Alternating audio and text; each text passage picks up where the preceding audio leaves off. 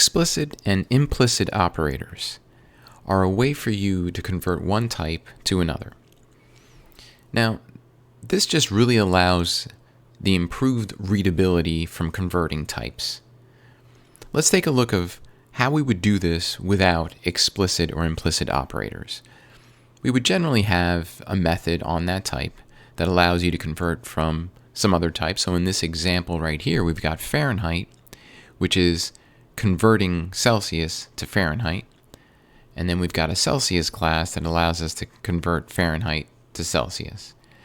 And when we would use that, we have this code that allows us to convert Fahrenheit to Celsius and Celsius to Fahrenheit. Okay? Let's introduce explicit operator.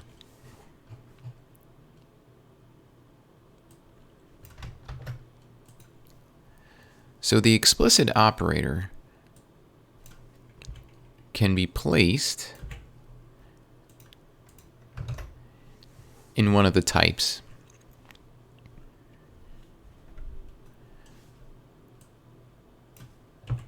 Okay, so we got rid of the convert methods, and now we're utilizing explicit operator.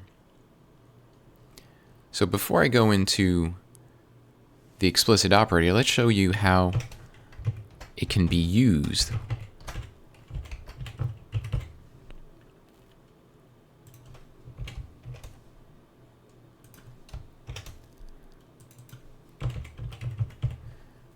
So if we look here, this is very clean and very easy to read. You can see exactly what's going on here. We're converting Fahrenheit to Celsius with an explicit cast, and we're defining how that's being done up here. So we take Fahrenheit, which is 100 degrees, we display that. Then we're taking Fahrenheit, converting it to Celsius, displaying that. And then we take Celsius and convert it back to Fahrenheit and display that. So let's just take a look at this output here. So you can see we've got 100 degrees Fahrenheit, then it converts to 37.777 Celsius, and then back to Fahrenheit. So the code is working the way it should. And let's take a look at this method now. So it's a static explicit operator. And the return type is the method name, and then your parameter is what you're converting from. And you do your work and return. And then down here, we've got just the exact opposite, Fahrenheit to Celsius. Okay? So we can put this in either types, right? So I can move this down here, and we won't get any errors, and it'll work just fine. See? So that's for the explicit operator. Now, if we wanted to allow the ability for us to not have to write the type that we're converting it to, we don't use explicit, we use implicit.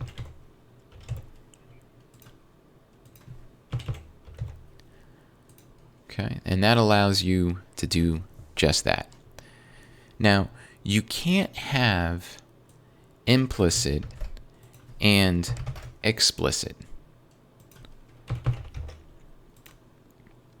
And the reason for that is it comes down to what kind of behavior do you want to have allowed. Let me show you what I'm talking about here. So implicit allows you to have the ability to both do explicit and implicit, right? See, I have up here, I just have implicit up here defined, but it allows you to do both. But now, if you only want to be able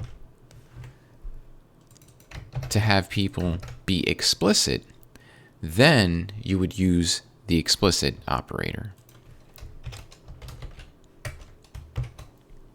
Okay? So it really depends on what you want to be allowed. You want to allow both explicit and implicit, then you use the implicit operator. But if you only want to allow explicit, use the explicit operator. Okay. And one other thing here, you're not allowed to define it in both types, the same exact thing. You'll get compiler time errors when you try to use them.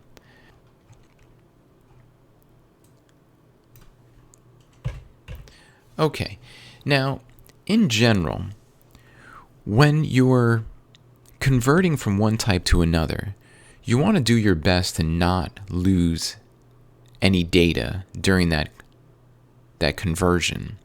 It's just an opportunity for problems and bugs to happen. So you want to try to implement this conversion, hopefully without losing any data. And with something as simple as Fahrenheit to Celsius, there's no data loss here. You can convert back and forth all the time, and it'll be reasonably accurate. This has been seen. I've seen this explicit and implicit operators being used from converting DTOs, data transfer objects, to a regular object. For example, if you have a user object being pulled back from your database and it passes a user DTO object, and you want to convert it to just a user object, this is where I've seen this code being used. Great example of it. Some disagree that it shouldn't be in the DTO class. I think it would be fine, but the biggest thing is you don't want to lose any data.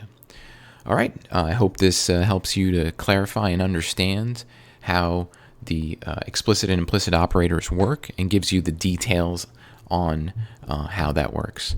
All right, we'll see you in the next video.